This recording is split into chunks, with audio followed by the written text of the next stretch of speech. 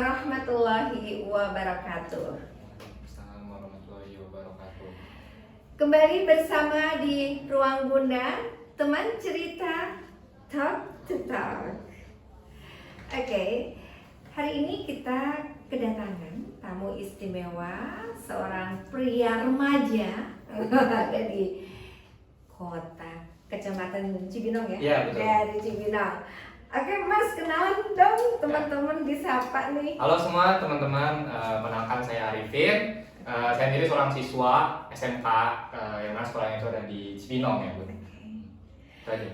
Di sini saya mau sharing-sharing pengalaman saya atau apa yang saya ketahui sih tentang bullying itu sendiri. Karena saya sendiri seorang siswa yang dimana di sana tuh sudah lumayan banyak ya, karena lingkungan siswa itu banyak berlaku perlakuan bullying. Itu aja. Iya, ini bullying, ini kasus yang nggak pernah mati ya, nggak pernah mati ceritanya gitu, karena pernah hampir nggak terdengar, ternyata sekarang booming lagi anak-anak kecil dari SD loh. Kan SD itu zamannya Bunda itu masih lari-larian, main-main yang dengan sangat bahagia. Nah sekarang anak kecil aja sudah mengalami yang namanya kekerasan fisik. Dan sebenarnya kalau bullying sendiri itu kalau menurut Arifin tuh gimana sih? Apa kalau nih gue nyubit lu nih, ya bullying gitu, itu enggak sih? Enggak ya? Gimana? Arif, ya memang benar sih kata Bunda, itu memang kalau lagi marak-maraknya tentang bullying, apalagi zaman sekarang ya. Apalagi berita-berita yang lalu juga itu kan pasti tentang bullying ya, ingat yang baru-baru itu kan. Nah, apalagi Arifin yang sebagian seorang siswa yang sebagian besar kegiatannya itu ada di sekolah gitu Bu. Nah, gimana tuh sekolah itu ya lingkungannya bullying, pasti ada bullying gitu. Nah, kalau menurut Arifin sendiri, apa yang Arifin lihat, apa yang Arifin tahu, apa itu bullying? Bullying itu suatu tindakan kekerasan atau penindasan yang dilakukan secara sengaja oleh orang atau sekelompok yang lebih kuat. Nah, tujuan dari bullying ini tuh ya untuk menyakiti orang yang dibully itu korbannya. Dan bullying ini yang Arifin itu ada beberapa jenisnya. Yang pertama itu ada kontak fisik langsung. Oke, sebentar, sebelum sampai ke sana. Tadi kan sengaja, ya dilakukan dengan sengaja. Jadi kan ada dua nih ya, ada dua aktor, ya pembuli dan yang korban. Dibully. Nah, pembuli dan korban bully gitu ya. Nah, ini maksud Bunda itu tertargetnya tuh seperti apa sih gitu? Terus kebayang Bunda kan nggak semua orang juga kan terkena menjadi korban bully gitu kan. Nah, menurut Arifin tuh pernah ngelihat nggak sih temen yang terkena bully itu ada ciri-ciri tertentu nggak sih anak-anak ini kayak gimana gitu? Jadi dia kena bully gitu. Jadi korbannya itu juga kenapa dia dibully? Gitu. Oh iya sih, karena korban sendiri juga bisa sih jadi penyebabnya juga itu sendiri. Yang Arifin lihat ya, itu ada beberapa teman Arifin waktu itu pas SMP ya. Dia tuh emang punya keterbelakangan fisik gitu loh. Jadi dia tuh kayak gemuk atau apa, makanya dia tuh dibully gitu Bun. Terus dia tuh agak bodoh gitulah, mohon maaf ya, barang bahasa kasar itu agak bodoh. Makanya dia tuh dibully. Terus sifatnya juga tuh agak ngeselin kalau di sekolah, makanya dia dibully. Cuman yang menurut Arifin sendiri, tindakan bully itu ya nggak bisa dianggap wajar gitu loh. Jadi penyelesaian masalah itu nggak harus dibully, mungkin bisa dikasih tahu dengan cara nasihat. Itu yang Arifin tahu. Enggak, bully itu terjadi biasanya ya kalau di sekolah itu apakah berani itu dari seorang individu atau biasanya berkelompok, jadi merasa kuat kan? Iya, pasti berkelompok. Iya kan, jarang gitu kayaknya ya. Atau mungkin ada tapi sangat jarang, mungkin dengan sendirinya person to person gitu membuli gitu. Enggak ya? Iya, enggak. Pasti bersekelompok Bunda. Nah, mungkin dia sendiri juga mungkin nggak ada backingannya kan, kalau di sekolah mah kan bisa dikeluarin gitu, dia sendirian gitu. Jadi banyak yang pendukung yang korbannya juga gitu.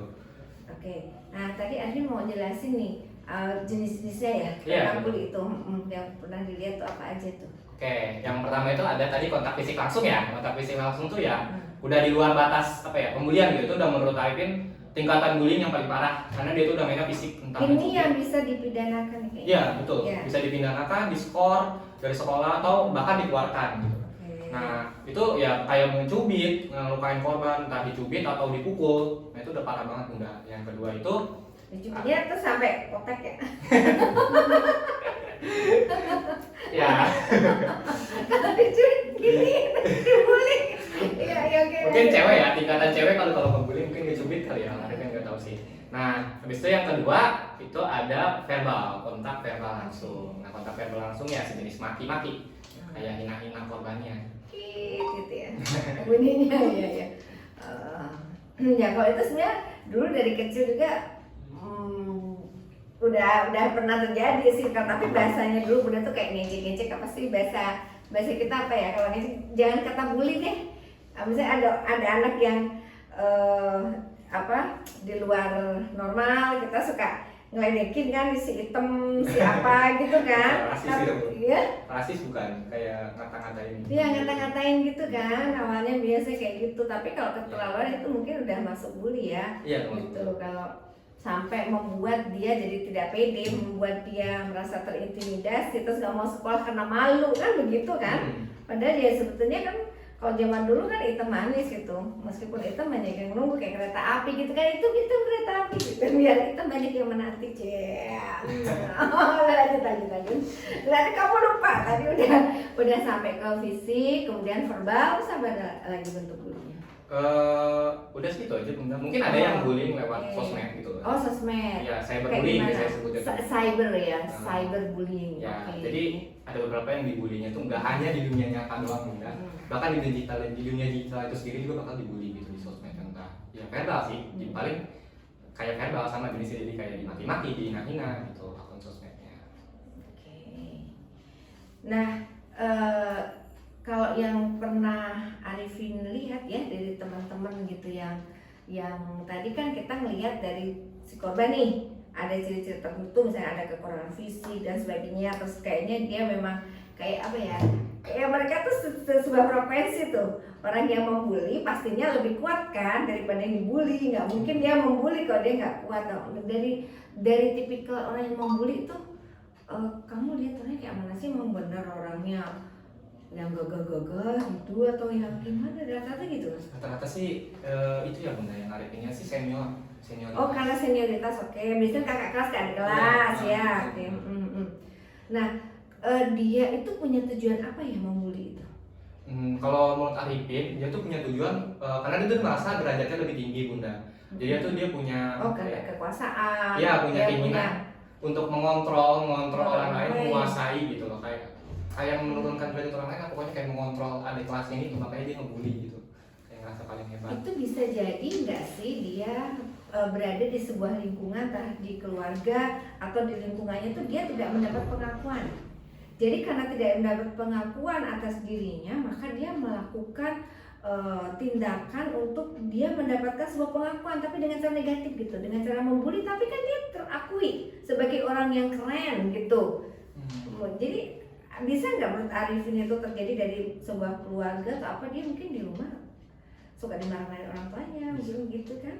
Bisa Bunda. Jadi dia melampiaskan itu ke teman yang lebih rendah dari dia, ya kan? Dia mau melawan orang tua nggak bisa, ya kan? Mau berontak dia belum mampu, akhirnya mencari korban yang lebih lemah dari dia sehingga dia bisa melampiaskan itu. Iya, itu bisa Bunda, tentu bisa. Karena dari pembuli itu sendiri mungkin entah dia punya sifat yang sulit untuk mengontrol diri, makanya dia ngebully orang lain. Terus sama yang kedua itu karena dia orang itu sendiri juga, entah di keluarganya sering sering diawasin sama orang tuanya gitu, mohon maaf. Nah, makanya dia ngelampiasin ke teman-temannya yang di sekolah gitu. Oke. Iya. Nah, itu kan kasihan ya dampaknya ke yang kena bully, korban bully itu. Iya. Pernah yang separah apa sih yang di sekolah yang pernah Arifin lihat? Paling parah mah sampai ngumpul berdoang Bunda, yang Arifin pas SMP itu teman Arifin yang Arifin ceritain tuh yang dibully, yang barusan Arifin ceritain di awal. Itu dia tuh udah tingkatan gue itu udah lumayan parah Bunda, sampai ngedorong. Habis itu bahkan ngedorongnya itu bukan hanya apa ya? Ngedorong ya, tapi belum pengen melukai. Iya, pengen melukai, dan itu enggak dari dataran yang sama, tapi dari dataran yang tinggi ke rendah gitu Bunda. Okay. Ya itu fatal banget sih menurut Arifin. Dan untungnya di situ nggak semua orang yang pembulinya tersebut. Ada beberapa juga yang ngedukung, termasuk Arifin. Nah itu Arifin akhirnya sama teman-teman ngelapor ke pihak sekolah apa sih, bimbingan konseling ya. BK. Nah, ke BK. Nah itu yang Bunda harapkan ya, artinya gini, berarti kan kita kasus ini sebenarnya bisa dicegah gitu kan, ya bisa dicegah gitu. Jadi ada tindakan preventif dari sekolah bagaimana supaya bullying ini tidak terjadi gitu, stop bullying gitu ya. Nah ini kalau menurut Arifin gitu ya, tindakan-tindakan apa sih yang bisa dilakukan dari pihak, jangan dari pihak sekolah dulu deh, dari pihak kamu sebagai teman, sebagai sesama siswa supaya nggak terjadi bully gitu, menurut kamu harus seperti apa itu yang di sekolah dengan teman itu? Untuk mencegah tindakan bullying sendiri, iya. Arifin siswa kan ya, Iya. mungkin Arifin bakal mencoba lihat dulu mungkin ya dari orang yang bully itu gimana, karena Arifin nggak mau bertindak gegabah. Kalau misalnya orang itu komplotan yang 5 orang atau lebih dari situ, mungkin Arifin nggak mau langsung nyamperin udah berhenti bullyingnya, karena itu kan bisa menyakitin diri Arifin juga ya. Iya, betul. Mungkin Arifin bisa ngasih tahu secara belakang-belakang gitu, langsung kasih tahu ke pihak sekolah. Memang ada beberapa sekolah yang menganggap bullying itu kayak tindakan belakang, semata belakang pasti ringan lah. Iya. Jadi nggak mau ambil cepat tanggap, jadi ini mah cuma bercanda doang, makanya nggak usah diambil tindak yang serius gitu. Nah oleh karena itu Arifin berharap ya buat teman-teman atau pihak sekolah untuk lebih memperkuat keamanannya itu tentang siswa-siswa, lingkungan siswanya lebih diawasin lagi, karena tindakan bullying itu menurut Arifin bukan hal-hal yang yang nggak serius gitu, benar-benar harus wajib gitu, karena itu mempengaruhi juga buat masa depan orang itu sendiri, korbannya atau negara gitu. Iya, karena itu Arifin, kalau menurut Bunda sih pertama kali mungkin sekolah itu menerapkan budaya sekolah di mana akhlak ya, penanaman akhlak yang baik. Nah itu mungkin yang jarang sekolah jadi prioritas. Ya, jadi ketika kita atau sekolah itu memberikan sebuah tambahan ilmu bagaimana penanaman akhlak ya sesuai dengan akhlak yang dia kalau di Islam tuh akhlakul karimah gitu kan. Nah mungkin itu yang harus diperkuat. Jadi bukan hanya sekolah tuh belajar hanya sekedar knowledge gitu ya. Dan tadi ya sekarang sudah mulai kan adanya attitude itu ya.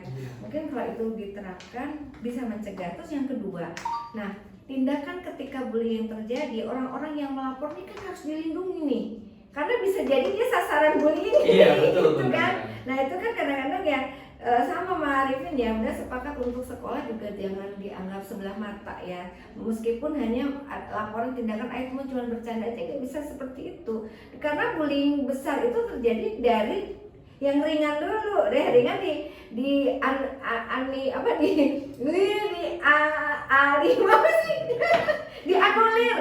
dianulir gitu kan. Kalau yang ringan-ringan dianulir maka akan terjadi tindakan yang lebih berat lagi gitu kan.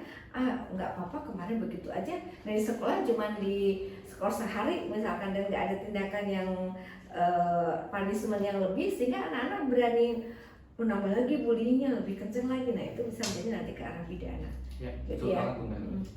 Terus untuk keluarga ya, pesan Bunda juga sama, diperkuatlah di lingkungan keluarga gitu kan. Artinya diperkuat gimana? Diperkuat untuk membentuk sebuah keluarga yang harmonis, komunikasi yang baik. Karena banyak kasus yang terjadi bullying itu biasanya dari keluarga-keluarga yang kurang harmonis, dari keluarga-keluarga di mana komunikasinya tidak terjalin dengan baik, benar nggak? Benar. Nah kan gitu. Ya mungkin ada pesan yang mau Arifin sampaikan ke teman-teman tambahan? Ya, Arifin mau cuman ngingetin ya teman-teman, terutama bagi yang suka bully nih, buat teman-teman pasti banyak dong. Nah untuk stop bullying lah mulai dari sekarang, karena itu benar-benar parah lah dampaknya. Entah anaknya itu bisa penurunan fisik, kesehatan buat korbannya, terus penurunan prestasi juga itu berpengaruh banget karena korbannya jadi gagal konsentrasi gara-gara dibully. Ya banyak banget lah dampaknya. Jadi buat teman-teman stop bullying dari sekarang. Marilah sama-sama kita bangun SDM negara lebih baik lagi mulai dari sekarang. Kamu gak mau dibully kan? Makanya jangan membuli. Bener gak sih? Iya, betul. Iya, kamu punya adik kan? Mau adikmu dibully? Gak mau kan? Makanya stop bullying dari sekarang. Oke, sip, kita gerakan stop bully ya. Ayo benar, sekarang kita stop bullying. Oke Arifin, terima kasih sharingnya hari ini. Mudah-mudahan semakin ke depan semakin baik lagi ya. Amin, amin. Apa namanya namanya budaya sekolah yang ada gitu ya, dijaga banget, preventif untuk tindakan ini. Dan sampai ketemu lagi, nanti ada tamu-tamu yang lain yang lebih seru di Ruang Bunda. Oke, kita akhiri ke teman-teman, salam semua dengan Ruang Bunda teman cerita Talk to Talk.